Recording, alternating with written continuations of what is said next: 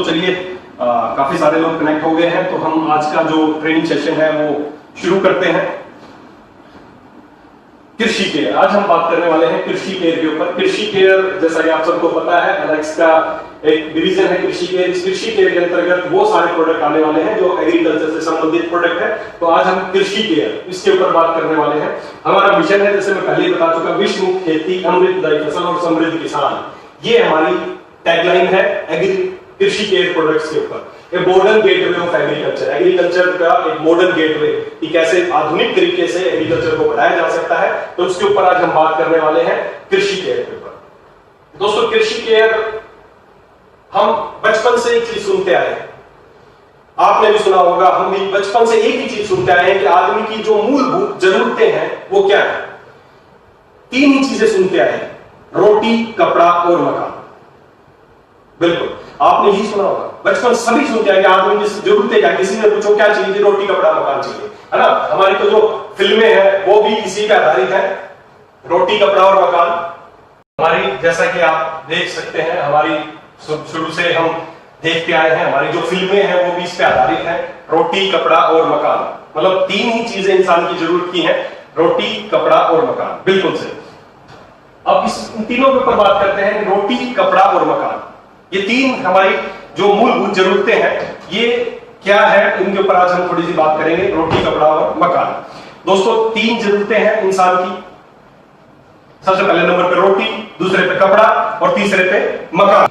अब इन तीनों में भी अगर बात की जाए तो सीरीज वाइज आप देखें, सबसे पहले लिखा जाता है रोटी, फिर कपड़ा और फिर मकान। कभी भी ऐसे नहीं लिखा जाता मकान, कपड़ा और रोटी। हमेशा एक चीज लिखी जाती है, रोटी, कपड़ा और मकान।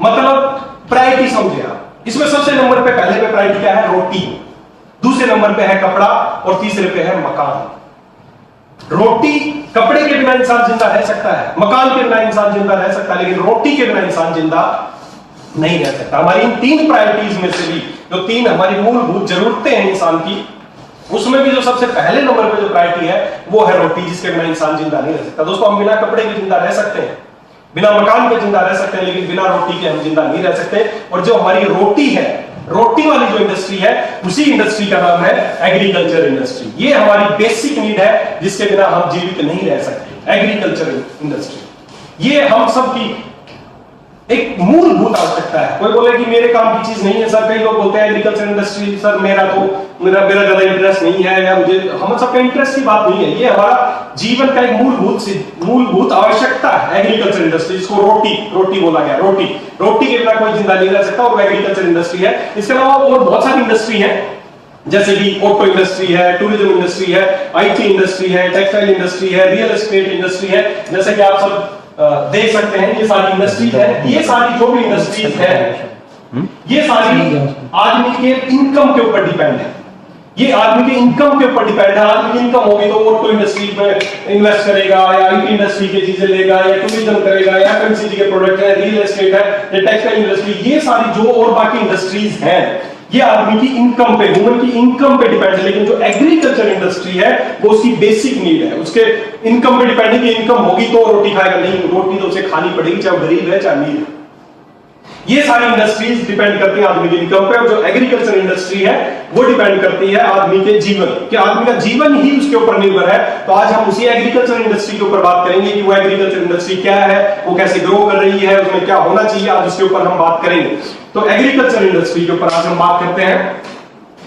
कृषि क्षेत्र, जो एग्रीकल्चर जो इंडस्ट्री है, जो कृषि क्षेत्र, उसमें क्या उपलब्धि हमने हासिल की है, उसके ऊपर बात करते हैं। हमने क्या उपलब्धि हासिल की है।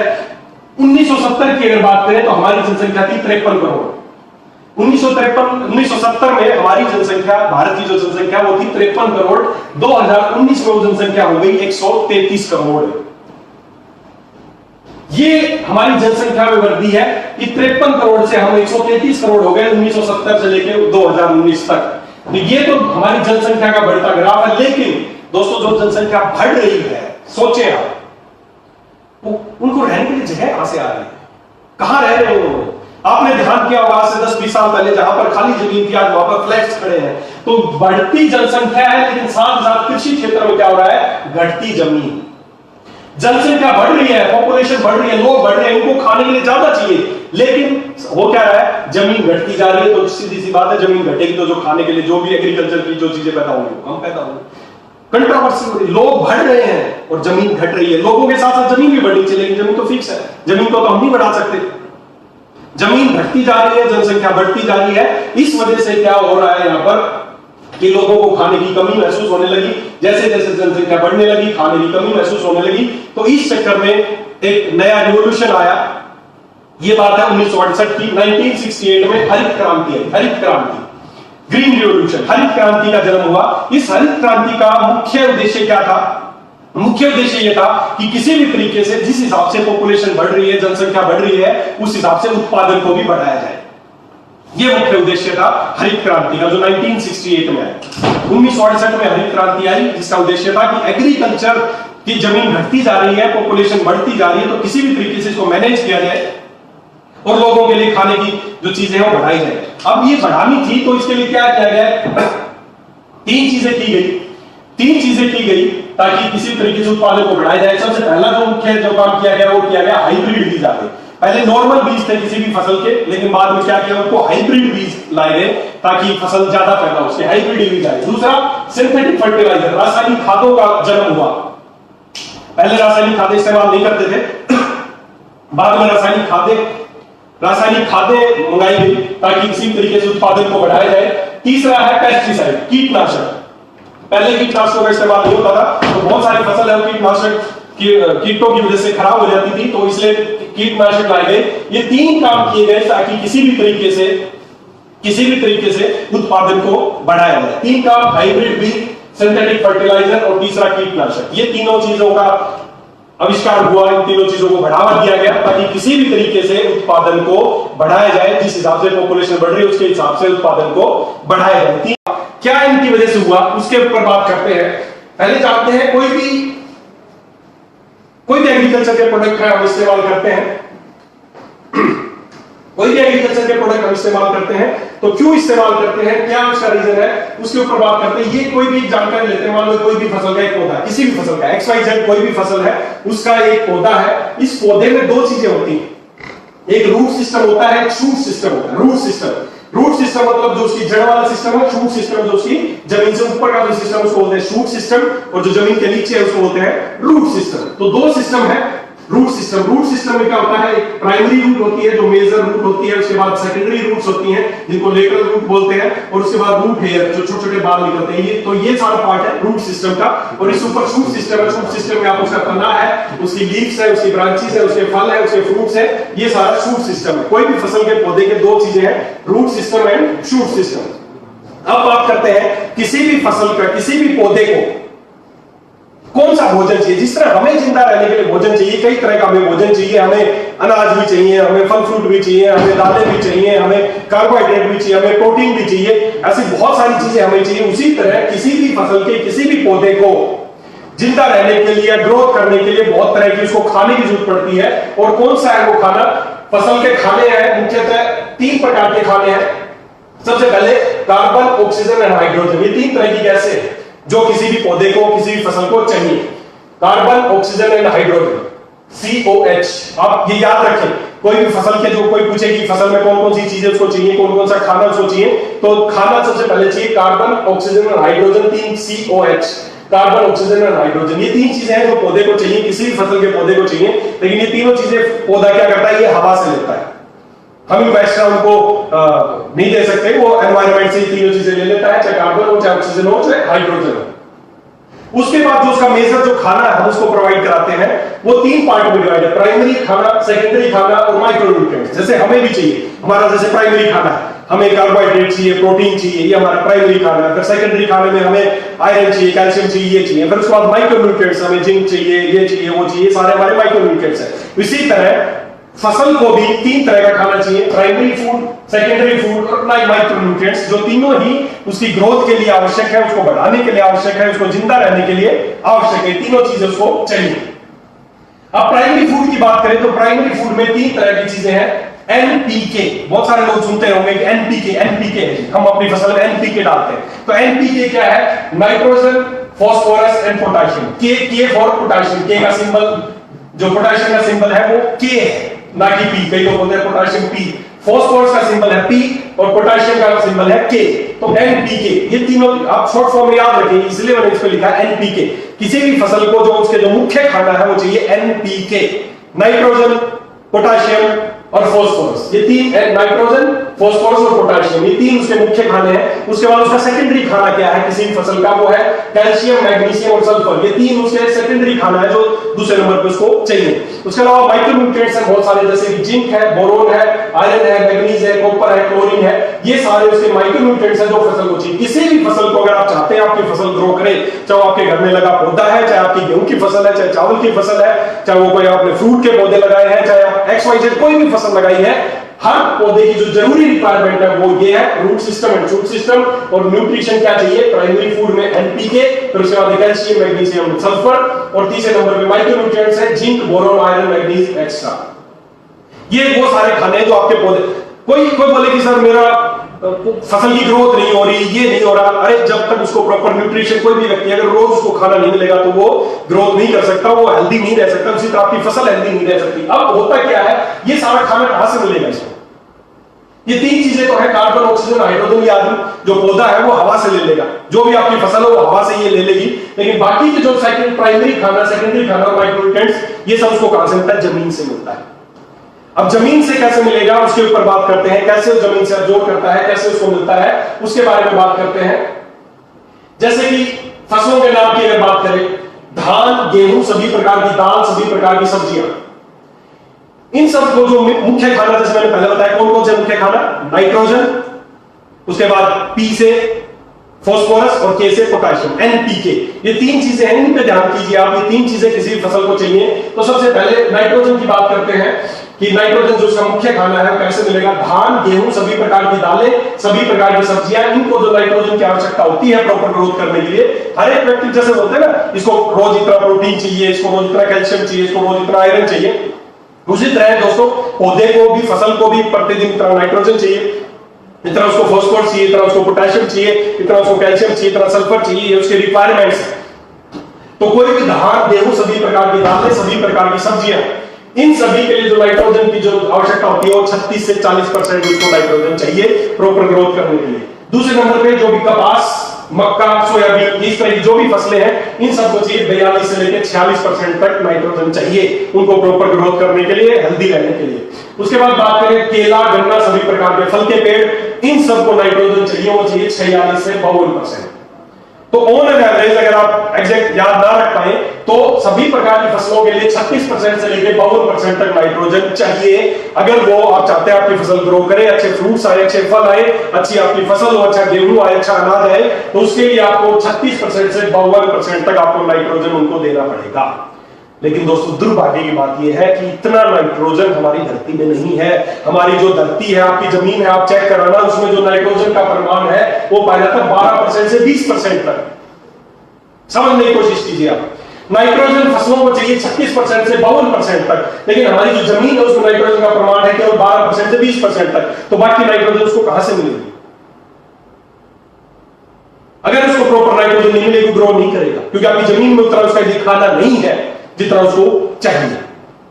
तो अब क्या करते हैं हम, ये तीनों ही जो नाइट्रोजन है, फॉस्फोरस है और पोटेशियम, इन तीनों को देने के लिए हम बाहर से चीजें उसमें डालते हैं, खाद डालते हैं, रासायनिक खादें डालते हैं। जैसे आपने सुना होगा यूरिया डालते हैं, फॉस्फोरस के लिए आप सिंगल सुपर फॉस्फेट डालते हैं, और पोटाश के लिए आप म्यूरेट ऑफ पोटाश। इस तरह के प्रोडक्ट्स आप बाजार में आते हैं। यूरिया आप सबने सुना है, हम फसल में यूरिया डालते हैं। इस बार उसमें 2 कट्टा डाला, इस बार उसमें 4 कट्टा डाला। यूरिया हम डालते हैं, क्यों डालते हैं यूरिया? क्योंकि यूरिया में होता है mainly nitrogen. Single super phosphate जो होता है उसमें होता है पोटाशियम, और तीसरा जो म्यूरेट ऑफ पोटाश है उसमें पोटाशियम होता है, इसमें फॉस्फोरस होता है। तो तीनों जो है नाइट्रोजन, फॉस्फोरस और पोटाशियम, इन तीनों के लिए इस तरह के सप्लीमेंट बाजार में मिलते हैं जो सभी किसान भाई अपने खेती में इस्तेमाल करते हैं। अब समझने की चीज एक और है, सभी को पता है यूरिया में नाइट्रोजन होती है। यूरिया हर किस इसलिए इस्तेमाल करते हैं अपनी फसल में? क्योंकि इसमें नाइट्रोजन है, इसलिए इस्तेमाल करते हैं ताकि उसको फसल को नाइट्रोजन प्रॉपर मिल सके। अब बात करते हैं, आपने यूरिया का कट्टा देखा होगा, आप बाजार से, आप कृषि, हम सब किसान परिवार से संबंधित है, तो आप जब भी आप यूरिया का बैग लेके आते होंगे तो उस पर आप ये चीज पढ़ते होंगे कि उसमें जो नाइट्रोजन है वो कितना है? 46%। 46 केजी नाइट्रोजन है। 100 किलो का अगर कट्टा है तो उसमें नाइट्रोजन है 46%। समझने की बात है दोस्तों, आज जाके दिमाग लगाना, सोचना इस बारे में, किसानों को जागरूक करने की जरूरत है कि 100 किलो का अगर कट्टा है यूरिया का तो उसमें 46% नाइट्रोजन है, तो बाकी 54% क्या है? मेन तो हम दे रहे नाइट्रोजन के लिए, लेकिन उसमें 46% नाइट्रोजन है, 54% क्या है? इसी तरह जो फॉस्फोरस के लिए सिंगल सुपर फॉस्फेट इस तरह का कोई भी प्रोडक्ट आता है उसमें 16% उसमें फॉस्फेट होता है, तो बाकी 84% क्या है? उसी तरह पोटाश के लिए आप डालते हैं कोई भी प्रोडक्ट तो उसमें एवरेजन 6, अब मैं अपनी तरफ से नहीं कह रहा, आप अपने घर पे जाके देखना, आपके घर अगर किसान आप खेती करते हैं तो जो कट्टा रखा होता है चीजों का उसमें लिखा होता है इतना %, तो जो पोटाश के लिए उसमें पोटाश है 60%, तो बाकी 40% क्या है? सोचने का विषय दोस्तों। आपने इस्तेमाल तो किया, 40% नाइट्रोजन दिया, इसमें 16% आपने फास्फोरस दिया, इसमें 60% पोटाश दिया, लेकिन बाकी कट्टे में जो 46% के अलावा बाकी क्या था 54%, वो क्या था? वो है दोस्तों कैरियर। आपने अपनी फसल में यूरिया डाला, उसमें से 46% नाइट्रोजन मिली, पौधे को मिली, उसने ग्रो किया, लेकिन बाकी जो 54% चीजें थी उस कट्टे में वो क्या थी? वो आपकी फसल के क्या काम आई? वो थी दोस्तों कैरियर। समझना, कैरियर क्या है? किसी भी चीज को एक जगह से दूसरी जगह ले जाने के लिए जो चीजें इस्तेमाल की जाती है उसको बोलते हैं कैरियर। जैसे मैं यहां तक आज आया, मैं अपने घर से यहां ऑफिस तक आया, तो कैरियर क्या था? मेरी गाड़ी थी कैरियर। आप कहीं भी कोई जाता है तो किसी की कोई गाड़ी कैरियर हो सकती है, किसी की बस कैरियर हो सकती है, कोई रेलगाड़ी से जा सकता है, कोई हवाई जहाज से जा सकता है, ये सारे उसके कैरियर है जो उसको वहां तक लेके आए। अब मान लो मेरे को यहां तक लाने का मेरा कैरियर क्या था? मेरी गाड़ी। अब क्या हुआ, मेरे को ऑफिस आना था तो मैंने क्या किया, घर ऑफिस के बाहर मैंने अपनी गाड़ी जो कैरियर था उसको छोड़ दिया और मैं ऑफिस के अंदर आ गया। उसी तरह कोई भी ऑफिस आता है तो जो भी उसका कैरियर है वो आता है, वो बाहर छोड़ देता है और ऑफिस के अंदर आ जाता है। सोच के देखो, अगर जो लोग कैरियर में आए हैं, कोई किसी भी चीज में आया है, चाहे कोई बस में आया है, चाहे कोई ट्रेन में आया है, चाहे गाड़ी में आया है, अगर वो सब कैरियर भी ऑफिस के अंदर ले आए तो क्या हाल होगा? यहां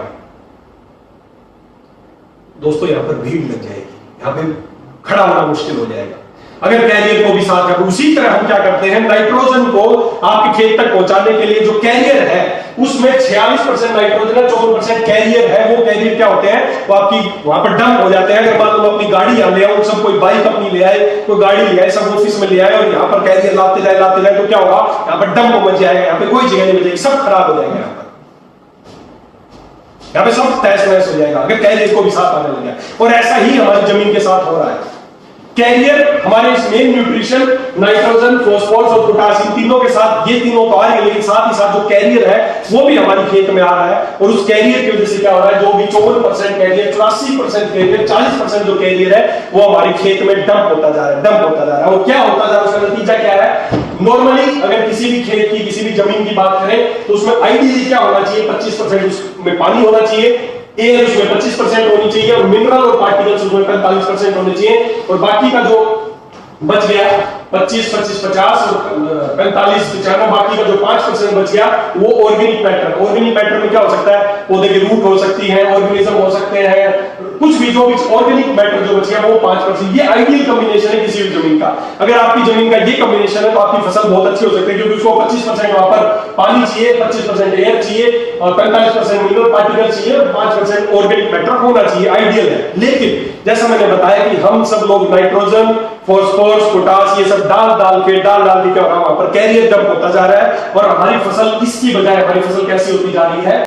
ये हमारी फसल की हालत हो गई है जो नॉर्मल आइडियल ऐसी होनी चाहिए, हो क्या गया है? 75% मिनरल पार्टिकल्स वहां पर स्टोर होते जा रहे हैं जो कैरियर के रूप में आपने अपनी फसल में डाले। 46% नाइट्रोजन मिली, लेकिन 54% जो कैरियर था वो वहां पर डंप हो गया और आपकी जो जमीन की हालत है वो ऐसी हो गई। 75% मिनरल पार्टिकल है, 25% गैस और वाटर बचा है और वही 5% ऑर्गेनिक मैटर है। ये सारा जो चीजें थी वो सारे मिनरल्स उसको कवर करते जा रहे हैं और आपकी फसल, जो आपकी जो जमीन है बंजर होती जा रही है। इस बार क्या करते हैं हमारे किसान भाई? क्या करते हैं? इस बार मैंने 2 कट्टा यूरिया डाला, अच्छा अच्छी फसल हो गई।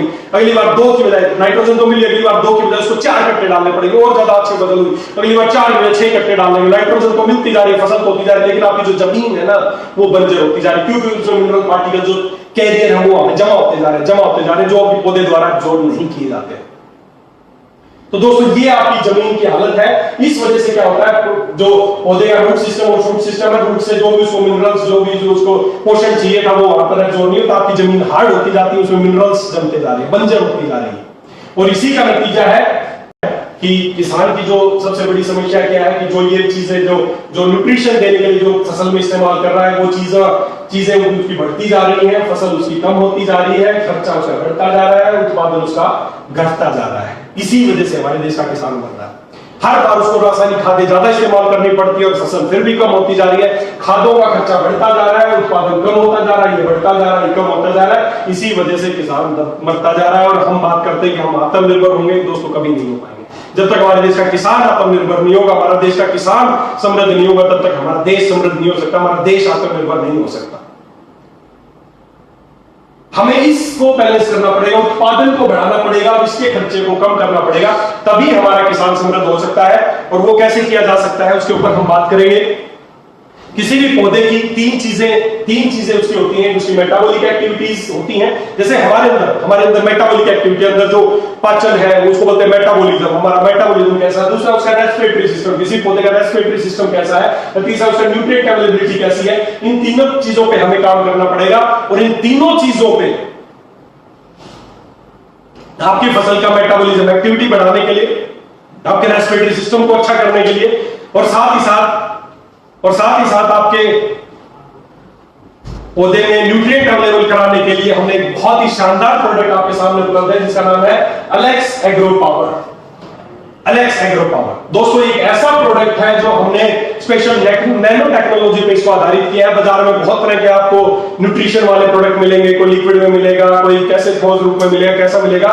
ये हमने पाउडर रूप में तैयार किया, बहुत ही आधुनिक और नैनो टेक्नोलॉजी पे आधारित ये प्रोडक्ट हमने तैयार किया है एग्रो पावर। इस एग्रो पावर में क्या है, इस एग्रो पावर में वो कंप्लीट न्यूट्रिशन है जो किसी भी पौधे को चाहिए, चाहे उसमें नाइट्रोजन है, चाहे उसमें फॉस्फोरस है, चाहे उसमें पोटेश है, चाहे उसमें कैल्शियम है, चाहे उसमें सल्फर, जो एक पौधे को प्रॉपर खाना चाहिए वो सारा खाना इस एग्रो पावर के अंदर मौजूद है।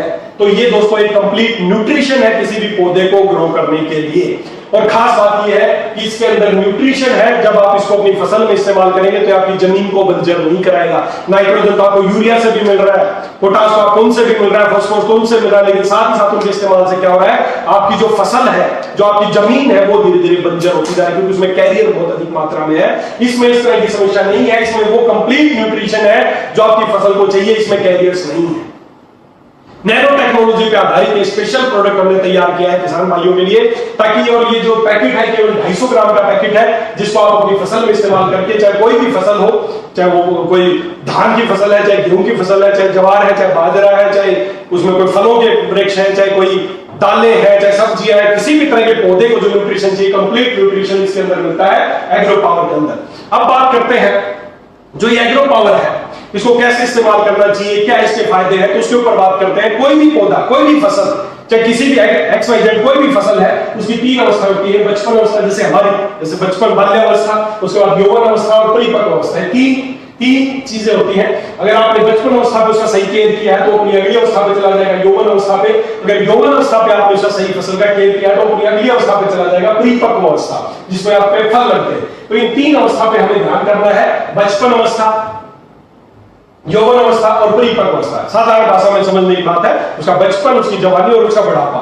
बुढ़ापा मतलब उसमें जब फल लग जाते हैं जो हमें उसका चाहिए। तो इन तीनों स्टेजेस पे हमें आपकी फसल का ध्यान रखना है। अगर आपने तीनों पे केयर कर दिया, अगर बचपन में इसका केयर कर दिया आपने तो जवान हो जाएगा। अगर बच्चे का बचपन में आपने सही से केयर किया तो वो जवानी में आ जाएगा, और जवान में सही केयर किया तो मैच्योर हो जाएगा, परिपक्व अवस्था में वो आ जाएगा। तो इन तीनों के ऊपर बात करेंगे आज हम, इन तीनों पे केयर रखने की आवश्यकता है।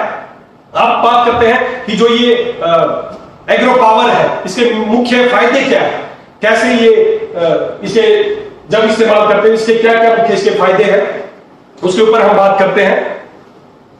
सबसे पहली बात, पौधों की संतुलित वृद्धि करता है। जो जिस भी पौधे पे इस्तेमाल किया जाएगा उसकी वृद्धि होगी। पौधों को संतुलित अंतत्व जो उसको चाहिए वो देने में उसकी मदद होती है। पत्तों का आकार बढ़ाकर क्लोरोफिल का प्रमाण, क्लोरोफिल आपने सुना होगा बचपन में आप क्लास में पढ़ते थे, सूर्य की धूप से पौधे क्या करते हैं, क्लोरोफिल उनमें होता है और प्रकाश संश्लेषण की विधि से वो अपना खाना तैयार करते हैं। तो ये क्या करता है, पत्तों का आकार बढ़ाएगा, इसमें क्लोरोफिल का प्रमाण बढ़ेगा, प्रकाश संश्लेषण की प्रक्रिया से अंत तक उनका निर्माण ज्यादा होगा। उसके बाद पौधों की जड़ों को सशक्त वृद्धि देता है। कोई भी पौधा अगर आपका, उसकी जड़ें 3 तरह की रूट होती है, प्राइमरी रूट, फिर उसकी सेकेंडरी रूट और उसके रूट हेयर्स, इन तीनों को ग्रोथ जब तक प्रॉपर नहीं होगी आपके पौधे की ग्रोथ, तो ये जड़ों को सशक्त वृद्धि करता है। फसल की शाखाएं बढ़ाता है ताकि ज्यादा ज्यादा फूल आ सके, ज्यादा उसमें फल आ सके। फलों में ज्यादा से फसल में ज्यादा से ज्यादा मादा फूलों का निर्माण होता है। 2 तरह के फूल होते हैं, एक मादा फूल होते हैं, एक नर फूल होते हैं। जो मादा फूल है वो फलों में प्रकट तब्दील होते हैं। तो अगर आपकी फसल आप चाहते हैं कि फूल अच्छे आए तो अच्छी बात है, लेकिन उन फूलों में भी ज्यादा से ज्यादा मादा फूल वहां पर होने चाहिए ताकि ज्यादा फल आप प्राप्त कर सके। फसल की यौवनावस्था में लगने वाले विशेष अंतर को देने में मदद करता है। उसके बाद फसल में कार्बन नाइट्रोजन CN रेशियो जिसको बोलते हैं, कार्बन और नाइट्रोजन के अनुपात को संतुलित बनाए रखने में हेल्प करता है। फसल की प्रतिकूल परिस्थिति में फूल और पत्तों की गिरावट में कमी आती है।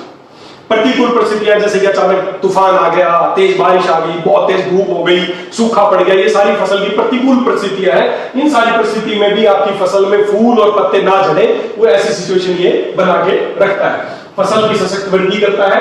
पत्तों और फूलों को संतुलित अंतर को देने में मदद करता है। फलों की संतुलित वृद्धि, जो फल लगने के बाद उसकी भी वृद्धि करवाता है। ज्यादा से ज्यादा फूलों का रूपांतरण फलों में होता है, जैसे मैंने बताया, ज्यादा मादा फूल होंगे तो ज्यादा ज्यादा फलों में उनका रूपांतरण होगा। फल जल्दी और प्राकृतिक रूप से पकते हैं। फसल में तनाव की स्थिति, जैसे मैंने बताया, तनाव की स्थिति की, कभी तापमान ज्यादा बढ़ गया, कभी बारिश ज्यादा आ गई, कभी उसमें सूखा पड़ गया, ऐसी स्थिति में अचानक जो से पत्ते और फूल गिरने लगते हैं, ये उनको रोकता है। अब इसको इस्तेमाल कैसे करना है? बहुत सारे लोगों का अगला क्वेश्चन ये होता है, सर मेरे पास रोज कॉल आते हैं कि एग्रो पावर को इस्तेमाल कैसे करना है। एक, क्या ये 250 ग्राम का जो पैकेट है, क्या 1 एकड़ के लिए है, क्या 2 एकड़ के लिए है, क्या 1 बीघा के लिए है, चाहे किले के लिए है, जो भी अलग अलग लैंग्वेज में। तो सीधा सा मैं आपको इसका फार्मूला बताऊं कि इसको कैसे इस्तेमाल किया जाता है, उसके ऊपर थोड़ी सी आज हम बात करते हैं। इसको इस्तेमाल कैसे किया जाए, सीधी सी बात है। इसको कोई आपको एकड़, हेक्टेयर, बीघा, किला अलग से मापने की जरूरत नहीं है। इसको स्प्रे विधि से अगर इस्तेमाल करते हैं तो 1 ग्राम एग्रो पावर पाउडर 1 लीटर पानी में मिलाकर छिड़काव करना है। समझना मेरी बात, 1 लीटर पानी में 1 ग्राम पाउडर डाल के छिड़काव करना है। अब आपकी मान लो आपका एक टंकी, आप वो जो स्प्रे करने की जो आपकी टंकी है वो आपने 20 लीटर की है, तो 20 लीटर का पानी की टंकी में कितना पाउडर डालना है? 20 ग्राम। अब उस एक टंकी, आपके जो भी आपकी जमीन का जो पैमाना है, चाहे वो 1 बीघा है, चाहे 1 एकड़ है, चाहे वो कितनी टंकी लगती है, उसके हिसाब से आप इसको डाल सकते हैं। सीधी सी बात है। अब चाहे वो 1 बीघा में आपकी 1 टंकी लगती है, चाहे 4 टंकी लगती है, कितने लीटर का, जितना पानी लीटर आपका लगता है उस जमीन में छिड़काव करने के लिए, उतना ही ग्राम आपको एग्रो पावर उसके अंदर डालना है। 1 लीटर पानी में 1 ग्राम। अगर, और दूसरी बात, एग्रो पावर किसी भी कीटनाशक, फफूंदनाशक, खरपतवारनाशक के साथ छिड़काव कर सकते हैं। कई लोग पूछते हैं क्या सर मैं जो कोई भी और प्रोडक्ट इस्तेमाल कर रहा हूं, क्या इसके साथ इसको इस्तेमाल कर सकता हूं? तो इसको किसी भी कीटनाशक, फफूंदनाशक के साथ आप डाल के इस्तेमाल कर सकते हैं। एग्रो पावर का कोई एल्कलाइन दवा, इसका थोड़ा सा खास बात एक ध्यान रखना, कुछ दवाई एल्कलाइन दवा होती है, उनके साथ इसका मिश्रण नहीं करना चाहिए, इसके रिजल्ट में कमी आएगी। साथ ही साथ किसान भाई अगर इसको इस्तेमाल कर रहे हैं, पैसे इस्तेमाल, इसको आप किसी को दे के आए हो, आपने बता दिया 1 लीटर पानी में 1 ग्राम के डालने के हिसाब से छिड़काव करना है, और वो छिड़काव करता भी, लेकिन फिर भी अगर उसको प्रॉपर रिजल्ट नहीं मिले तो बहुत दुख होता है। क्योंकि किसानों का जो पैसा, वो मेहनत का पैसा दोस्तों, अगर उनका पैसा अगर हमने खर्च करवाया है तो उनको उस हिसाब से, उनको अगर 10 रुपए खर्च किए तो 100 रुपए का फायदा मिलना चाहिए, मेरा भी सोच। तो आपको साथ ही साथ कुछ उनको निर्देश बताने पड़ेंगे ताकि उसको ज्यादा फायदा मिले। क्या निर्देश बताने पड़ेंगे? एग्रो पावर का छिड़काव करते समय जमीन में नमी होना जरूरी है। अगर आप चाहते हैं इस एग्रो पावर का छिड़काव आप कर रहे हैं और उसको ज्यादा से ज्यादा फायदा मिले, तो उसको एक चीज जरूर बताएं कि जिस समय जमीन में नमी हो उस समय इसका छिड़काव करें, या छिड़काव के बाद आप पानी की व्यवस्था करें ताकि जमीन गीली हो जाए। अच्छे परिणामों के लिए आपको क्या करना है उसको बता के, भाई उसका काम तो आपने दिया कि भाई ये छिड़कना, वो तो आदमी बेचारा छिड़क देगा, किसान है छिड़क देगा बेचारा, और दोपहर में गया उसने जाके छिड़क दिया, आप तो कुछ कह के नहीं आए थे कब छिड़कना है। दोस्तों उसको बता के आए। अगर आपको अच्छे परिणाम चाहिए तो कोशिश करें कि सुबह 10 बजे से पहले और शाम को 5 बजे के बाद आपकी फसल में इसका छिड़काव करें। अगर ऐसा हो नहीं तो सुबह 10 बजे से पहले कर लेगा, जिद थोड़ी करेगा, लेकिन उसको फायदे बहुत ज्यादा मिल जाएंगे। कोशिश करें किसी भी किसान को बता के आए तो बताएं कि सुबह 10 बजे से पहले और शाम को 5 बजे के बाद अगर आप इसका छिड़काव करेंगे तो आपको ज्यादा से ज्यादा फायदे मिलेंगे। उसके बाद इसकी कुछ विशेषताएं, 100% ऑर्गेनिक उत्पाद है, किसी पे कोई इसका नुकसान नहीं है, इसमें कोई रासायनिक चीजें नहीं डाली गई, कोई केमिकल नहीं डाला गया है। साथ ही साथ इसकी फसलों पर जो भी रासायनिक छिड़काव, जो भी चीजें आप छिड़क रहे थे, इससे पहले कोई भी उसके ग्रोथ के लिए छिड़क रहे थे, उनका तुरंत 20 से 30% तक बचत होती है। और दोस्तों सबसे बड़ी बात यह है कि फसल के उत्पादन में 20% से 50% तक बढ़ोतरी करता है। 20% से 50%। दोस्तों मैं फिर कह रहा हूं आपको, आप किसी किसान के पास जाइए, उसको ये दीजिए, उसको बताइए, इसको तरीका बताइए कि कैसे इसका छिड़काव करना है, और उसको बोल के आइए। मैं बिल्कुल 100% दावे के साथ बोल रहा हूं, आप भी उसको बोल के आइए, उसको बोलिए कि इस बार आप अपनी फसल में छिड़काव करना है, कैसे करना है मैं बताऊंगा, कितनी बार करना है मैं बताऊंगा। लेकिन जब आप उसको छिड़काव करेंगे तो उसको स्पष्ट बोल के आए, इस बार आपकी फसल में 20% से लेकर 50% तक ग्रोथ होगी, 100% होगी, गारंटी के साथ होगी। अगर नहीं होगी तो आप अपना ये प्रोडक्ट हमें वापस दे सकते हैं। इतनी जो मैं दावे के साथ कह रहा हूं, मैं क्यों, क्योंकि मुझे पता है कि जैसे ही आदमी पहली बार अपनी फसल में इसको इस्तेमाल करता है तो उसी साल उसकी फसल में 20% से 50% तक ग्रोथ 101% होगी। कोई भी मानव, पशु, पक्षी और पर्यावरण उसके लिए पूरी तरह सुरक्षित है, क्योंकि 100% ऑर्गेनिक उत्पाद है, इसमें कोई केमिकल नहीं डाला गया है। अगर बाई चांस आपके घर में रखा है, आप स्प्रे कर रहे हैं, आपके बच्चे ने निगल लिया, आपके अंदर चला गया, आपने इनहेल कर लिया, तो भी किसी तरह की कोई समस्या नहीं होगी, क्योंकि 100% ये ऑर्गेनिक उत्पाद है। अब एक खास बात, लोग ये पूछते सर, ये तो ठीक है 1 लीटर पानी में 1 ग्राम डालना है, प्रयोग करना है, कितनी बार छिड़कना है, कब छिड़कना है और कितनी बार छिड़कना है, तो उसके ऊपर थोड़ी डिटेल जानकारी आपको दे दूं। फसल के अनुसार मैं आपको बता देता हूं, टमाटर, बैंगन, मिर्ची, शिमला मिर्ची, जो भी सब्जियां, जो भी सब्जी वाली फसल है, चाहे प्याज है, चाहे लहसुन है, इन सब में कैसे छिड़कना है। पहला छिड़काव पौधा लगने के 25 से 30 दिन के बाद, ध्यान से समझ लें।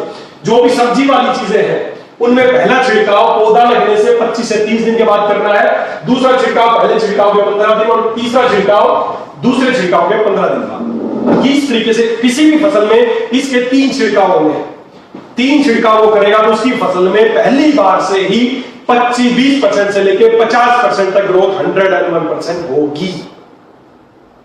तो जो भी सब्जियों वाली जो फसल है उसमें पहला छिड़काव पौधा लगने से 25 से 30 दिन, दूसरा छिड़काव पहले छिड़काव के 15 दिन बाद और तीसरा छिड़काव दूसरे छिड़काव के 15 दिन बाद। उसके बाद जो भी गेहूं, धान, कपास, इसके अलावा मूंगफली, सरसों, दाल, मूंग, चना, मटर, ज्वार, बाजरा, मक्का, जो भी इस तरह की फसल है उसमें पहला छिड़काव पौधा लगने के 40 से 45 दिन बाद, जब बिजाई होती है उसके 40 से 45 दिन बाद पहला छिड़काव करना है और दूसरा छिड़काव कब करना है, पहले छिड़काव के 15 दिन बाद और तीसरा छिड़काव दूसरे छिड़काव के 15 दिन बाद। इस तरीके से उसको बताना है। तीसरा जो भी गाजर, मूली, मेथी, पालक, जो भी पत्तेदार सब्जियां, बाकी सब्जी ऊपर आ गई थी, जो भी पत्तेदार सब्जियां हैं उसमें पहला छिड़काव पौधा लगने के 15 दिन बाद, दूसरा छिड़काव पहले छिड़काव के 7 दिन बाद और तीसरा छिड़काव दूसरे छिड़काव के 7 दिन बाद। इस तरीके से आप बताएंगे तो उसको अच्छे फायदे मिलेंगे। किसी का अगर आप पैसा खर्च करा रहे हैं तो उसको तरीका बताएं, यानी कि ये लेना जी, छिड़क देना, कब छिड़कना है, क्यों छिड़कना है, कैसे छिड़कना है, ये जानकारी उसको देना बहुत जरूरी है।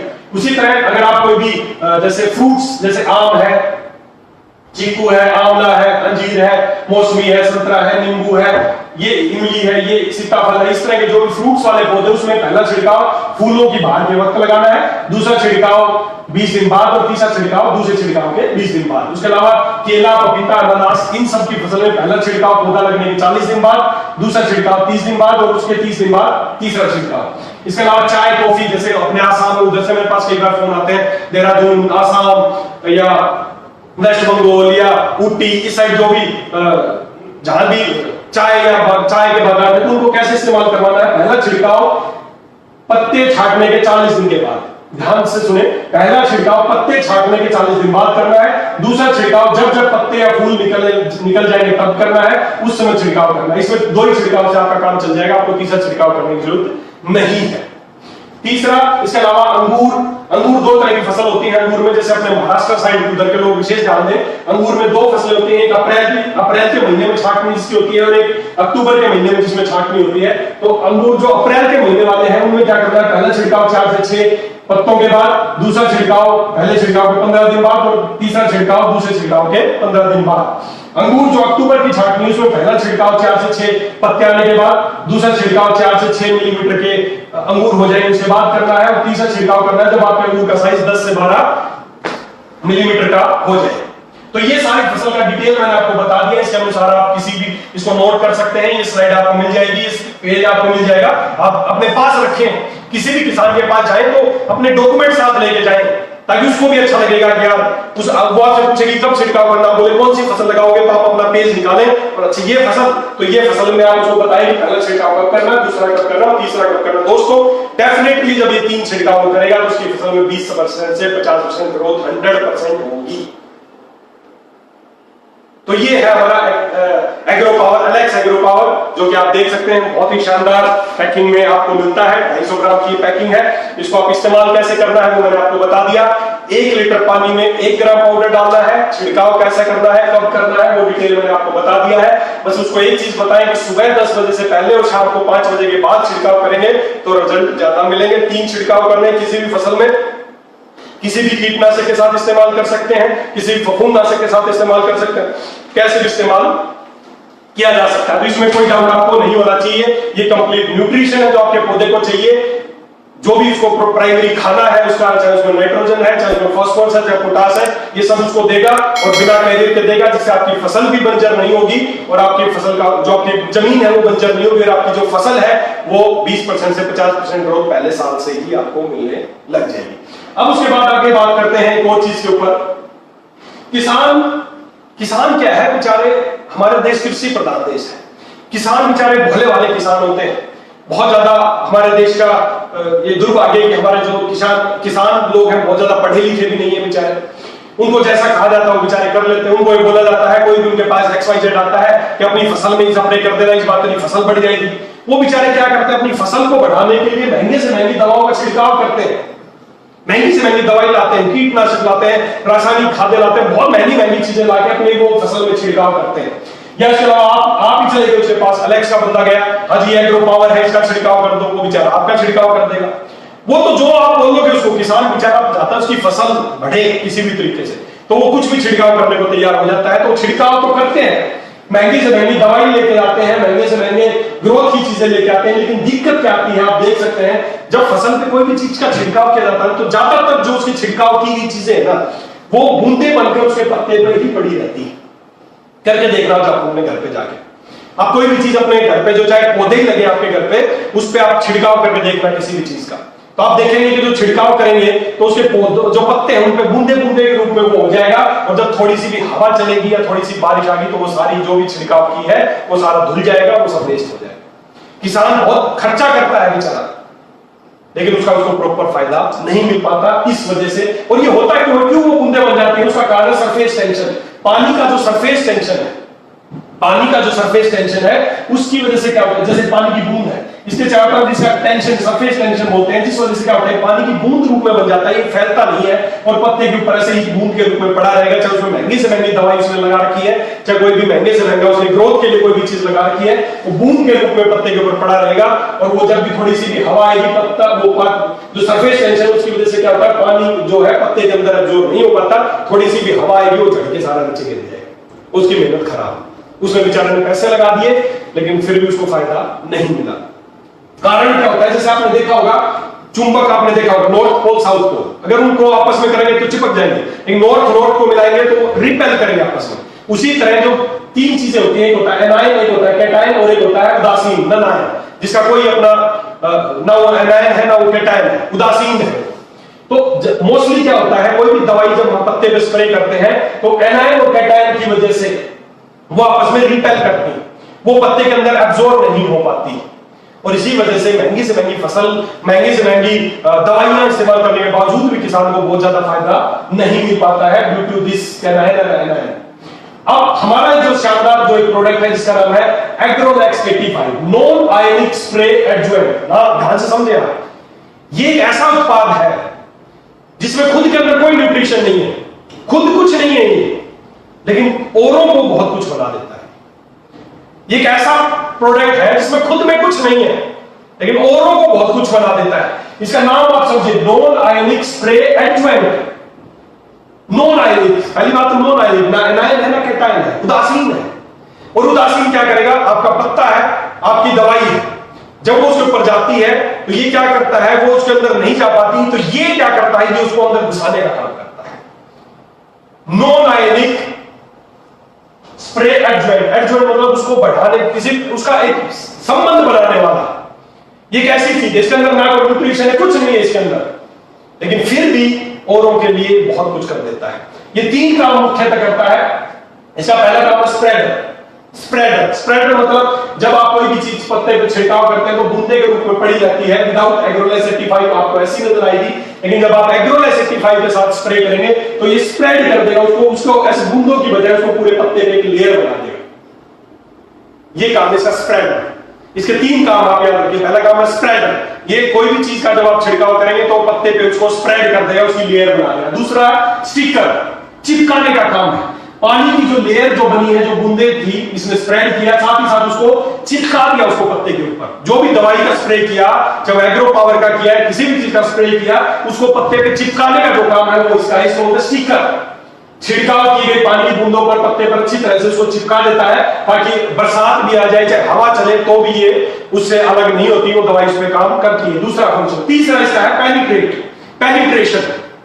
पहला स्प्रेडर, दूसरा स्टिकर और तीसरा पेनिट्रेट। पेनिट्रेट का मतलब है पानी की बूंदों को जो उसके पत्ते की सतह पर पड़ी है, ये उसको अंदर घुसाने का काम करता है। पानी की सरफेस टेंशन को कम करके पानी को अंदर घुसाने का काम करता है, ताकि जो भी किसान ने चीजें स्प्रे की हैं वो पत्ते के अंदर से जाके पौधे को प्रॉपर न्यूट्रिशन मिल सके। तो ये इसके 3 काम है दोस्तों, याद रखें। स्प्रेडर, स्टिकर एंड पेनिट्रेटर, ये 3 मुख्यतः काम करता है। इसका खुद का कुछ नहीं है, मैं पहले ही बताया, लेकिन ये औरों को बहुत कुछ बना देता है। तो एग्रोलाइज 85 है।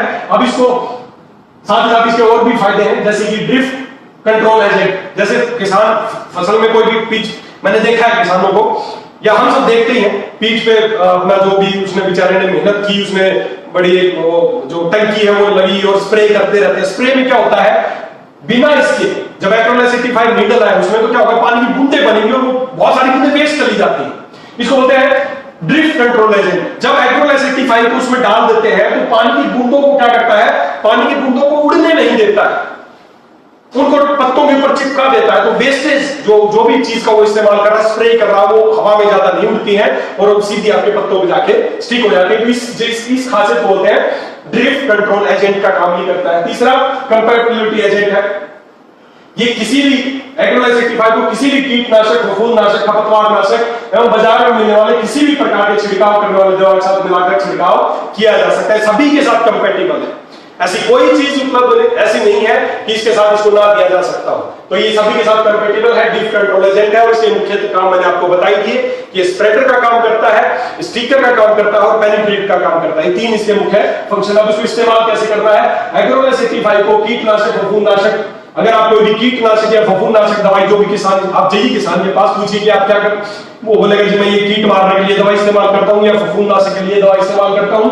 तो आपको क्या करना है, उसको बोलना है कि ठीक है आप वो इस्तेमाल कीजिए, लेकिन उसके साथ ही साथ 50 से 60 मिलीलीटर 100 लीटर पानी में मिलाएं।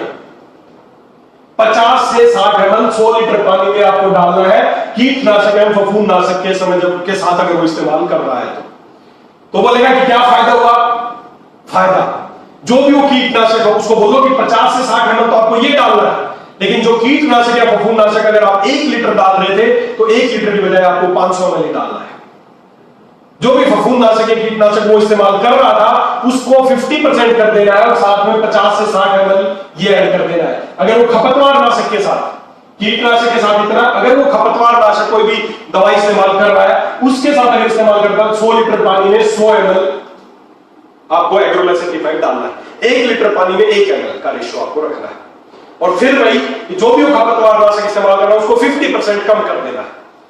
क्यों, क्योंकि ये उसको कंपैटिबल है उसके साथ, उसको स्टिक करा देगा। जो काम वो 1 लीटर में होना था वो 500 ml में ही करा देगा। एग्रोलाइज 85 को जमीन में ड्रेंचिंग करने की विधि से दिया जा सकता है। इसके लिए 500 मिलीलीटर को 1 एकड़ के लिए इस्तेमाल करना है। तो 500 ml की जो अपनी पैकिंग है इसको 1 एकड़ जमीन के लिए ड्रेंचिंग विधि से आप इसको जमीन में दे सकते हैं। एग्रो पावर का छिड़काव करते समय एग्रोलाइज 85 को मिलाकर ही छिड़काव करें। जैसे मैंने पहले बताया कि आप अपने किसान के पास गए, आपने दिया कि एग्रो पावर है, इसमें बहुत सारे न्यूट्रिशन है, आपको छिड़काव करना है, वो तो बेचारा छिड़काव कर देगा। लेकिन अगर आप चाहते हैं कि ये जो छिड़काव की हुई चीज उसको प्रॉपर फायदा दे तो उसके लिए उसको बोलो छिड़काव कर देगा। लेकिन ये भी पत्तों में पड़ा रहेगा, इसमें कोई जादू थोड़ी है कि ये नहीं पड़ा रहेगा, पत्तों में ये भी पड़ेगा क्योंकि पानी का सरफेस टेंशन तो इसके साथ भी ऐसा ही। तो अगर आप चाहते हैं इस प्रोडक्ट का आपको फायदा मिले उसको देने से तो साथ में एग्रोलाइज 85 देना है। तो एग्रोलाइज क्या करेगा, इसका जो न्यूट्रिशन है उसको पत्ते के अंदर घुसा देगा। तो दोस्तों आपका जो चीज आपने दी है उसको अगर आप चाहते हैं रिजल्ट, तो आपको एग्रो पावर का जब भी इस्तेमाल करना है, उसको बोलो एग्रोलेक्स 85 जो हमारा प्रोडक्ट है उसके साथ ही मिला के आपको इसको इस्तेमाल करना है। ये दोनों प्रोडक्ट है दोस्तों, एग्रो पावर और साथ ही साथ एग्रो पावर के साथ साथ एग्रोलेक्स 85, ये दोनों बहुत ही बेहतरीन प्रोडक्ट है। ये न्यूट्रिशन से भरपूर चीज है और ये इस न्यूट्रिशन को पौधों के अंदर पहुंचाने का एक माध्यम है। समझे मेरी बात आप? आगे से कभी कंफ्यूज ना हो कि खाली ये देने से काम चलेगा, ये देने से काम चलेगा। दोस्तों मैं पहले बता दिया कि मैं आपको फिर एक बार बता दूं कि मान लो आपके सामने आपकी प्लेट में बहुत अच्छा खाना रखा है, खाना बहुत अच्छा रख दिया, लेकिन आपके पास मान लो हाथ नहीं है या आपको खाना अपने मुंह तक पहुंचाने का कोई माध्यम नहीं है, तो खाना आपके लिए किसी काम का नहीं है। उसी तरह कोई भी न्यूट्रिशन आप दें तो अगर आप चाहते हैं उसके ज्यादा से ज्यादा फायदे मिले, तो आपकी फसल में ज्यादा न्यूट्रिशन हो, तो उसके लिए एग्रोलेक्स 85 एक माध्यम है। नॉन आयनिक एडजुवेंट स्प्रे है जो किसी भी स्प्रे के साथ मिलके उसकी पावर को बढ़ा देता है। इसके अंदर खुद की पावर नहीं है लेकिन औरों की पावर बढ़ा देता है। तो ये दोनों प्रोडक्ट है दोस्तों, इनकी आप जानकारी लें, अच्छे से इनको समझें। इसके पीछे भी हमने सब कुछ लिखा हुआ, जो मैंने बताया काफी चीजें इसके पीछे भी लिखी हुई है। किसी को भी दें तो अगर किसान का अगर 10 रुपया खर्च होता है तो उसको 100 रुपए का फायदा होना चाहिए। तभी हमारी जो टैगलाइन है वो हो सकती है कि समृद्ध किसान, विश्व मुक्त खेती, अमृतदायी फसल और समृद्ध किसानी। तभी संभव होगा। विश्व मुक्त खेती कैसे होगी? जब आपने इसको इस्तेमाल कराया तो साथ ही साथ जो भी खरपतवार नाशक कीटनाशक आपने 50% कम कर दिया पहले साल, अगले साल वो 75% कम हो जाएगा। चौथे साल से, मेरी बात ध्यान से सुने आप, चौथे साल से अगर कोई इसको इस्तेमाल कर रहा है तो चौथे साल से उसको कोई भी कीटनाशक, फफूंदनाशक, खरपतवार नाशक इस्तेमाल करने की जरूरत ही नहीं पड़ेगी। 4 साल में वो सारी चीजों से मुक्त हो जाएगा। तब होगा विश्व मुक्त खेती, अमृतदायी फसल और समृद्ध किसान। तो दोस्तों ये बहुत ही बेहतरीन प्रोडक्ट है और इन दोनों प्रोडक्ट के साथ साथ अभी बहुत जल्दी आपको इसी महीने, जुलाई के महीने में ही उम्मीद है कि एक बहुत ही शानदार अपना जो कृषि के डिवीजन है इसमें एक और बहुत ही शानदार प्रोडक्ट भी आने वाला है, जो आपकी खेत की जो मिट्टी है उस पर काम करने के लिए एक स्पेशल प्रोडक्ट आने वाला है। भूमि पोषक नाम से वो प्रोडक्ट होगा, जो आपकी जो मिट्टी है जो बंजर हो गई है उसको सॉफ्ट बनाने का काम करेगा, उसमें न्यूट्रिशन भरने का काम करेगा। वो एक और बहुत ही शानदार प्रोडक्ट आने वाला है। तो ये दोनों प्रोडक्ट है, इनको आप पहले इस्तेमाल कराएं, किसान को प्रॉपर इसकी जानकारी दें ताकि वो इसका फायदा उठा पाए। और मुझे लगता है कि आज की जो जानकारी है उसके बाद आपके डाउट्स क्लियर हो गए होंगे कि एग्रो पावर का क्या काम है और एग्रोलेक्स 85 का क्या काम है। मैं फिर एक बार रिपीट कर दूं, एग्रो पावर न्यूट्रिशन का भंडार है, एग्रोलेक्स 85 उस न्यूट्रिशन को पौधे के अंदर पहुंचाने का एक माध्यम है। तो उम्मीद करता हूं कि आपको ये बातें समझ में आई होंगी, आप इनका इस्तेमाल करेंगे और ज्यादा से ज्यादा किसान भाइयों को इसका फायदा करेंगे, ताकि तभी हमारा देश आत्मनिर्भर बनेगा। खाली कहने से आत्मनिर्भर नहीं होगा। तो हमें ये जानकारी पहुंचानी है दोस्तों, ताकि हम जो जहर मैंने देखा है, बहुत दुख होता है जब सुनता हूं कि पंजाब से स्पेशल एक ट्रेन आती है, राजस्थान के बीकानेर एक ट्रेन आती है, स्पेशल एक ट्रेन है, उस ट्रेन का नाम है कैंसर ट्रेन। बहुत दुख होता है दोस्तों, कैंसर ट्रेन का मतलब उस ट्रेन, रोज वो ट्रेन चलती है, उस ट्रेन में पूरे पैसेंजर जो भी भरे होते हैं वो कैंसर के मरीज होते हैं। क्यों होता है? क्योंकि वहां पर रासायनिक खादों का ज्यादा इस्तेमाल किया जाता है, वहां कीटनाशक का ज्यादा इस्तेमाल किया जाता है। तो अगर आप चाहते हैं कि आप और हम स्वस्थ रहें, जैसे अभी ये जो हमारी महामारी चल रही थी कोरोना वायरस की, क्यों एक वायरस से, छोटे से वायरस से हम सबको इला दी? क्यों? क्योंकि हमारे अंदर हमारी रोग प्रतिरोधक क्षमता कम होगी। क्यों कम होगी? क्योंकि जो भी चीज खा रहे हैं, कीटनाशक है, फफूंदनाशक है, जहरीली चीजें तो खा रहे हैं, तो इम्यूनिटी कहां से बनेगी यार? हमारे खुद के जो सेल्स है वही मर रहे हैं इम्यूनिटी वाले, जो हमारे खुद के सैनिक मर जाएंगे तो साला इम्यूनिटी क्या बनेगी? तो दोस्तों अगर आप चाहते हैं स्वस्थ रहें, तो मैंने पहले ही बताया था कि हमारी मूलभूत जरूरतें हैं रोटी, कपड़ा और मकान। हमें रोटी को ठीक करना पड़ेगा, कपड़ा और मकान तो आ जाएगा, पहले रोटी ठीक होगी। और रोटी कैसे ठीक होगी? तो रोटी को जहर मुक्त बनाया जाएगा, और जहर मुक्त रोटी बनाने के लिए ही एलेक्स का स्पेशल जो डिवीजन है कृषि केयर, ये डिवीजन हमने इसीलिए लॉन्च किया, बहुत इंतजार के बाद लॉन्च किया कि किसी भी तरीके से हम जो रोटी जो खा रहे हैं, हमारे बच्चे रोटी खा रहे हैं, हम जो रोटी खा रहे हैं उसको जहरीली होने से बचाना है। तो दोस्तों इस सेगमेंट में इसी तरह प्रोडक्ट आगे बढ़ते जाएंगे। एग्रो पावर है, एग्रोलेक्स है, भूमि पोषक आने वाला है, उसी तरह उसी रेंज में हम और ऑर्गेनिक कीटनाशक, ऑर्गेनिक खरपतवार नाशक, इस तरह की रेंज आगे लाते जाएंगे। कृषि के लिए बहुत बड़ा डिवीजन होगा, और ये डिवीजन, ये जो एग्रीकल्चर इंडस्ट्री हम सबकी बेसिक नीड है, हम सबको इस पे काम करना चाहिए। बाकी सब इंडस्ट्रीज बाद की बातें हैं। सबसे पहले हमें रोटी चाहिए, दूसरे नंबर पे कपड़ा चाहिए और तीसरे नंबर पे हमें मकान चाहिए। तो सबसे पहले रोटी से शुरू करते हैं दोस्तों। आज ही हमें मिशन बनाना है कि हमें किसी भी तरीके से हमारी जो फसल है उसको विष मुक्त करना है।